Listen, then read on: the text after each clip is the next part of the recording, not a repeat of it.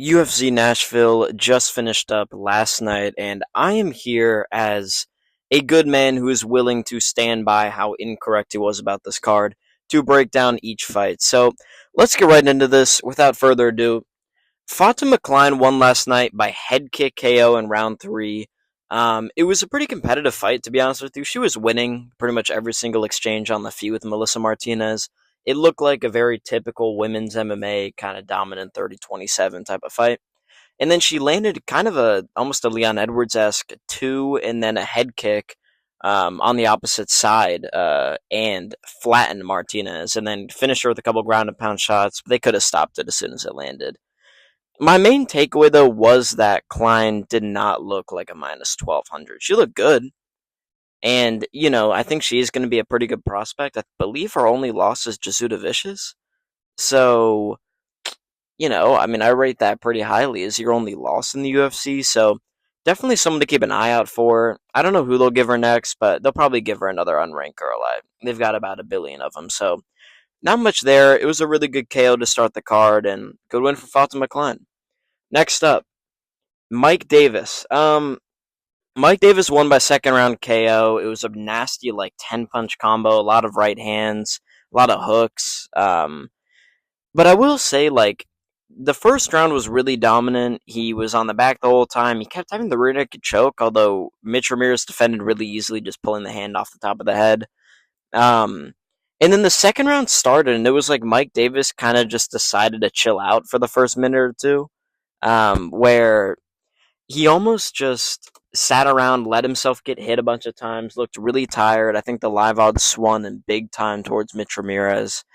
And then all of a sudden he like sat forward like that 2K graphic, like you're playing 2K against your fucking sister, and you're Loki kind of fucking losing, and you need to lock it a little bit. Like that was kind of what Mike Davis had to pull. So he started letting his hands go. Everything he landed was powerful. He landed a couple big jabs. DC had money on Mitch Ramirez. This guy gambles on every single fight. It's unbelievable. But Davis finished him up top, pretty much put him out on the ground.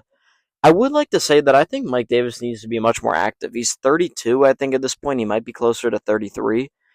He's a guy that needs to be in here more than once a year. If you're fighting once a year, that means you've got 3 fights left in your prime. So we need to get going a little bit for Mike Davis. Let's up the work rate. I think he's going to stay healthier if he's more active too. So, Mike Davis, it's a great win, but we need to see this guy again. I think you cut Mitch Ramirez, by the way. So, is what it is. Next up, Walter Walker. Listen, this was the first fight that I was really incorrect about. I did win a bunch of money on Walter Walker by sub for those wondering. I always got to fade my own picks, but Walter Walker is the pinnacle of why the UFC is so stupid. Walter Walker is a wrestler that is unable to actually take people down. He sprinted headfirst at Kennedy and Nzechukwu, didn't land, and then threw blind punches until he rocked Kennedy. Kennedy then just kind of sits on the cage for a second, confused, before Walter trips himself. Walter Walker slips on a banana peel in the canvas, falls into a heel hook, and submits Kennedy and Nzechukwu. That is how that fight went. I'm not joking. That sounds like a joke. Walter Walker genuinely slips on a banana peel and somehow ends up in a heel hook situation where he's able to tap Kennedy and Nzechukwu. You can't plan it any worse. The heavyweight division is so dog shit. I guess this is a prospect now. He does have 3 straight heel hooks, which is fascinating. I'm a little salty because I really thought Kennedy was going to win, but I should have known. It was the most likely thing to happen was that somehow, some way, another heel hook was coming for Walter Walker. So it was a good win for him. I'd like to see Walter Walker versus like Martin Budai. Get this guy an easy heavyweight ranked matchup so he can jump further up in these rankings because I was looking at the rankings. We got Shamil Gaziev at 11, Mick Parkin at number 12. Rizvan Kuniev lost his fight versus Curtis Blades and is in the rankings. It's a real shame what's going on. So I'd happily get this guy in the rankings as soon as possible. It was a good win for him though. Congratulations, Walter Walker. Next up, this was the first kind of boring fight on the card. There were a couple where like you got really fast finishes. You didn't get a lot of wars except for Landwehr and Charrier. We'll get to that. But this is the first fight where it was really uneventful. It looked like a scrap because fucking Lauren Murphy just wears a lot of damage, but it was so bad, man. I kind of half-ass watched this fight because I was getting ready to go to a watch party, but Eduardo Mora won this fight. It was typical stuff. Lauren Murphy didn't land a single punch basically the entire fight. Just a lot of sparring between the two of them. Couple takedowns, couple submission attempts. Pretty disappointing for Mora to not put Murphy away or at least get a dominant 30-27 or 30-26 rather. But it is what it is. You got to win these types of fights in women's MMA. They're coming to everyone. I don't have any hope for Mora as a prospect. I don't know who to give her next. Maybe do like her versus fucking Misha Taters. I have no clue. I really don't know anymore. So good win for Mora, I guess. I mean, Lauren Murphy. I was really concerned that Lauren Murphy was going to get a retirement package for a second. By the way, this guy Daniel Cormier is talking to her. He's like, Lauren, it's been an honor having you in the octagon. All the wars you've put on. What fucking wars, dog? Jessica Andrade beat the shit out of her. Valentina Shevchenko beat us, outstruck her like 100-6 or something crazy like that. What are we talking about? Wars here, dude. What, she went to war with 40-year-old Misha Tate? Is that what we're talking about? So I'm a little sick of these kind of retirement things where they're acting like these people were legends of the sport. Shout out to Lauren Murphy. She overcame a lot to get in the UFC. That's an accomplishment, but come on, man. We got to be better about these retirements. So good win for Mora. Next up, Jake Matthews. Let me say this, man. Again, I was wrong about this fight on the predictions. I had the Chitty side, and then I kind of got flipped the day of the fight because I was just looking at edits on TikTok, and Jake Matthews is kind of looking tough. Jake Matthews is the Kevin Holland equivalent. They're in the same weight class. It might actually be a good matchup to make in the future, but you cannot bet or predict Jake Matthews to win fights because you have no fucking clue what's going to happen. He went out there. They went to the clinch. I'm thinking, oh shit, they're in the clinch. Chitty's going to land knees, elbows. This is how the fight's going to play out. Jake Matthews then pulls a straight up Muay Thai trip in the clinch, jumps on Chitty Njoku on his back, standing rear naked chokes him. Are you fucking kidding me? Jake Matthews has not had a rear naked choke, I believe, in like 8 or 9 years.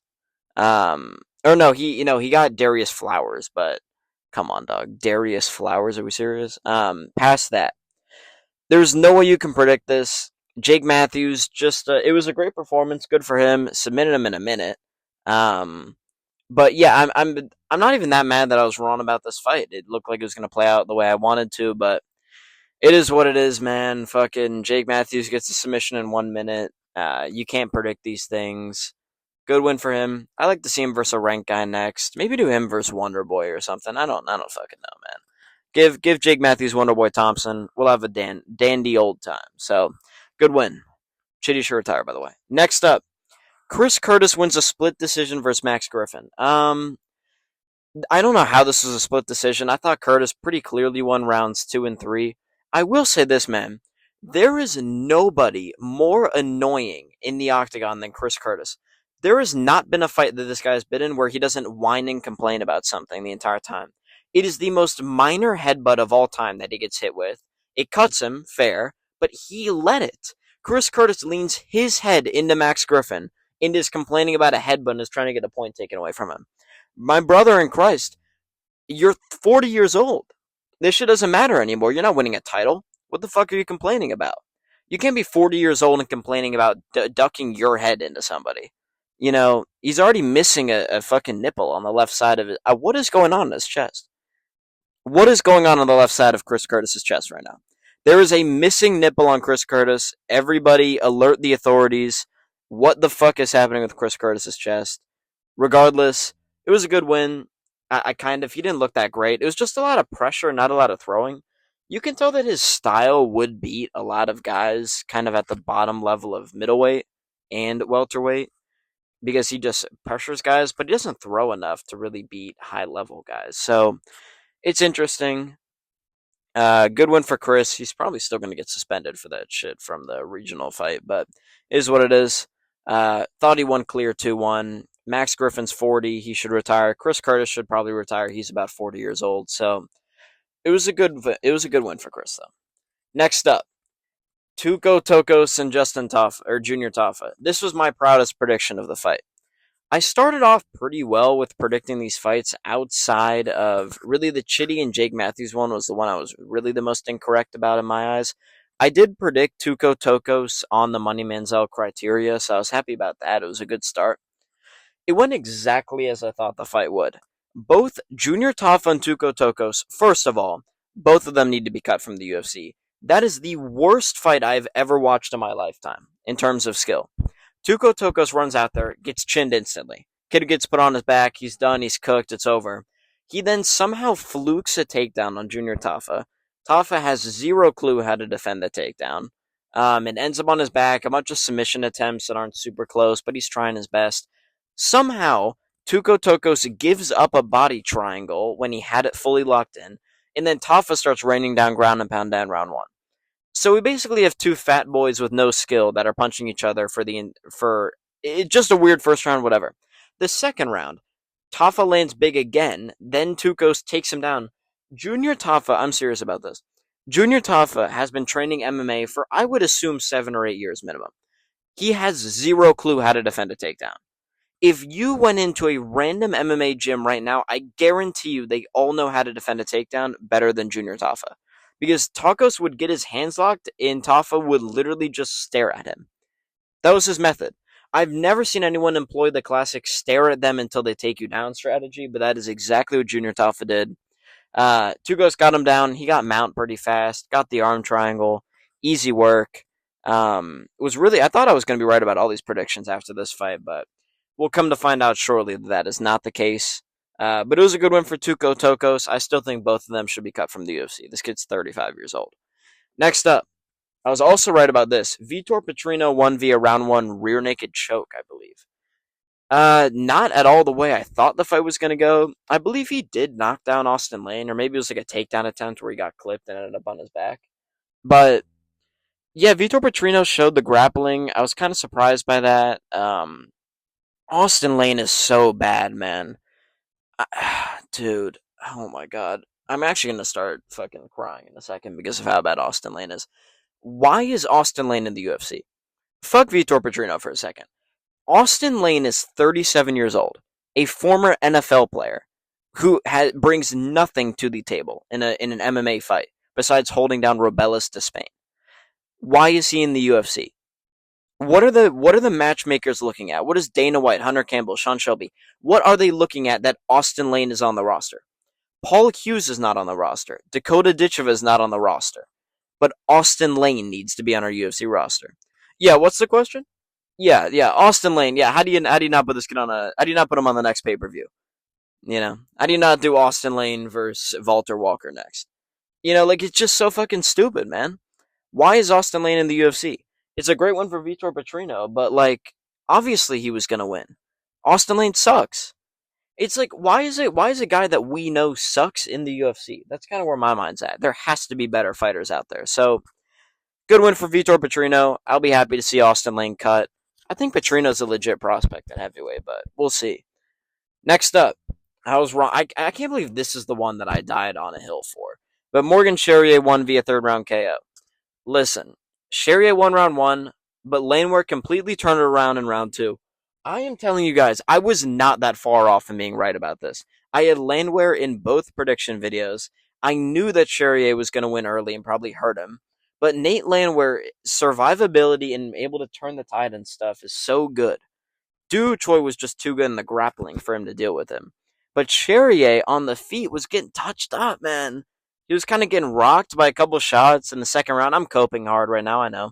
Um, but in the third round, man, he got out there, and I think he might have thought he was down 2 rounds. I think MMA Guru said this. And he went out there and he just fucking bombed on Nate Landwehr until his chin gave out. I think Nate Landwehr could have survived that stuff on the ground, but it was a good stoppage. He was kind of grabbing at legs. I mean, it wasn't going to get any better for Nate Landwehr, in my opinion, so save the guy his livelihood. He's 37. Cherry is a young guy. Good win for him.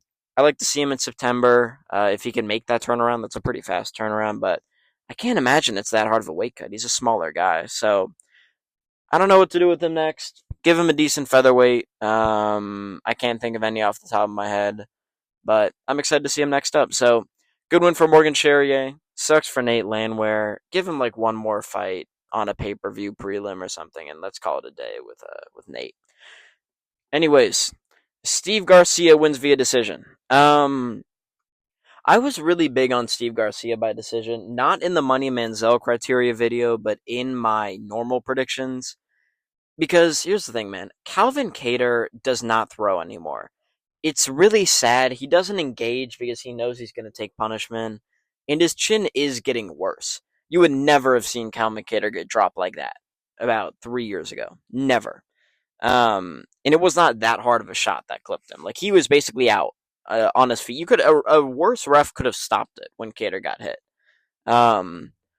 But either way, it was kind of just Steve Garcia landing and jumping up and down, doing his weird like entries with 1-2s the entire time. Calvin Kattar not throwing anything of significance. I think I read that he was like 19 of 118 at some point in the fight with like 2 minutes left in the third round. So it sucked watching. I think Garcia was like plus 300 to win by decision, which is nuts to me. I thought that line should have been lower, but I won some money on it, so I'm happy. I think Calvin should retire. Give Steve Garcia a ranked guy at featherweight. Maybe David Onama or something like that. Or like Giga. I don't know if Giga's still ranked, but maybe that makes sense. Just have him murk Giga. Good win for Steve Garcia, though. Ruins the KO streak, but there's no shame in not finishing Calvin Kattar. He's a dog, so good win. Kattar needs to retire, and let's move on to the co-main event. The co-main event, and now that I've said this out loud, I said in my prediction video that we will be sending death threats to Gabriel Bonfim after this fight because I knew what was going to happen.